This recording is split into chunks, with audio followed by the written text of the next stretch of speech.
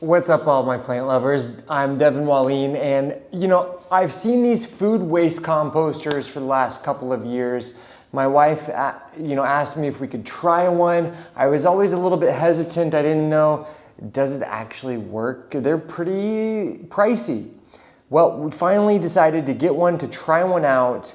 And in this video, I'm gonna open it up and get it working and show you guys how to get it functioning, as well as to see just exactly how well it really does work. Now, this one is from the brand Neakasa, if I'm saying it correctly.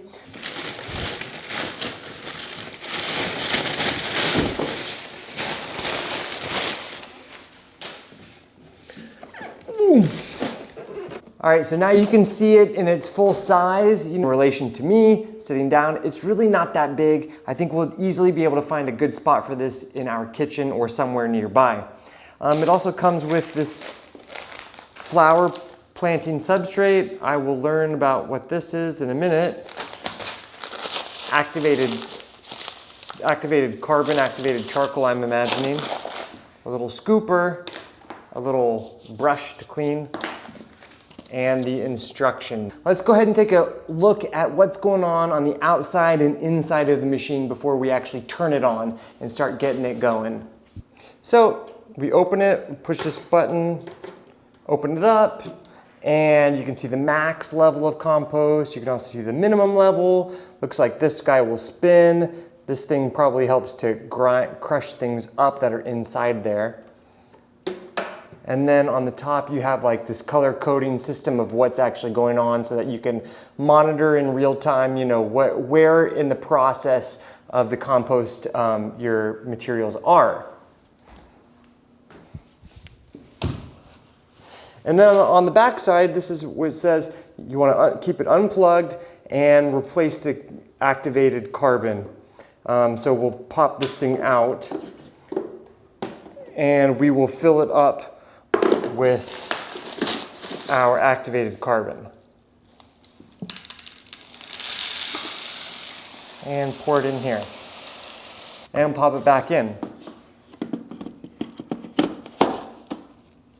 And now what we're gonna do is we're gonna take this, these microbial pack, and we are going to put it in.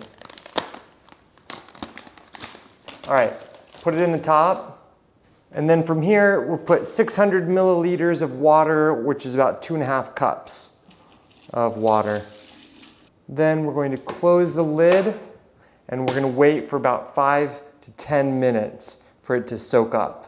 All right, so while we're waiting for those microorganisms to soak up before we can turn the machine on, let's quickly go through what's acceptable. Fruits, veggies, fish, chicken, noodles, eggs, foliage, roots and rinds. If you have large large stems like broccoli stems, you'll want to cut those in half. Things that you don't want to add: no bones, no shells, no husks, no avocado pits, no cooking oil. If you're frying, don't add that oil. And no cigarette butts, no paper, tape, no medicines, and no glass or metal.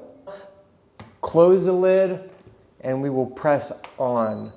And from here we need to wait 20 hours until we start to add our food waste. This is just going to help get the all those microorganisms that will eventually break down all that food waste into the compost. It's just getting it really nice and activated and prepared to add in our food waste. And this microorganisms we will replenish maybe once a year or so. The activated charcoal every 3 to 6 months, depending on how much you are using your composting machine. All right, so it's been over 20 hours with the microorganisms in here mixing around. And the cool thing is, it's really not loud. It uses these low-speed mixers and grinders, so it's not loud. And it also makes it pretty energy efficient, uses a pretty low amount of electricity. So here you can see all those microorganisms are starting to look really nice and ground up. It does have a little bit of a smell for sure, but when the lid is closed, you can see it has this silicone closing or sealant, so there's really no smell that comes out. Carbon in the back also helps to minimize those odors. Okay, so now it's time to add in our food waste, the moment we've all been waiting for. You can add up to 3 pounds of food waste a day, which is really cool because it will actually, the volume and the weight will decrease by around 90% through this composting procedure. So you can really add food anytime, any day, which is a little bit different than some of the other machines out there. And that really makes this one really effective, is that you can continually add new waste material. And it takes about 4 hours for this to decompose, but it takes about 48 hours to turn into compost. So we're gonna add this now. We'll check back again in 4 hours and see how it's looking. So put it in just like that. Oh, I had a little bit of plastic in there. And you do want to make sure that you don't go past that max line, of course, so make sure that it stays below there, which I have. You can hear it's working, it's doing something, but it's not loud. That's really important. If you have like one of those Roomba kind of vacuum things, like those are louder than this guy. So, well, I don't really see any chunks in there. That's looking pretty well decomposed.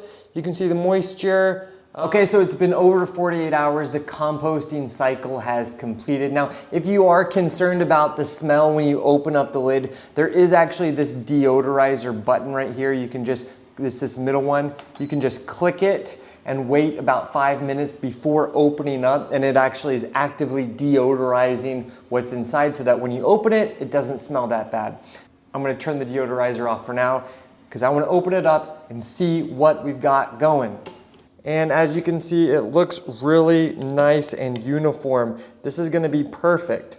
Now, when you're ready to harvest, you just take your scoop and take some out. Put it into like a Tupperware or something. But you see where this, it says min. You never, when you're harvesting your compost, you never want to harvest all of it. You want to always leave enough so that you have enough to reach that min level. That's going to allow for enough microorganisms to stay in here so that when you're ready to add some more food, the process of composting is able to resume effortlessly without any need to add more microorganisms.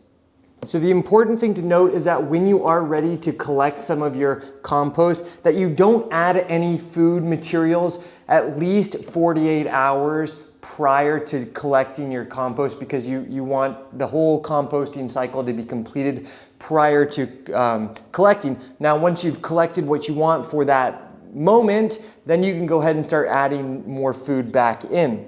Now, if you are going to be going on vacation for a week or less, just leave it on. It'll enter into a low energy, like energy savings mode while you're on your vacation. But if you are going to be traveling for more than a week, you want to not add any extra food materials at least 48 hours prior to traveling. And then when you leave for your trip, you just turn it off, disconnect it, and your compost material will be a-okay for you to resume activities once you've returned. So that's what you do if you are gonna be traveling. All right, so I think I've collected enough for now, and let me show you guys how to actually use it. All right, so here you can see I have my little mini monstera growing beautifully.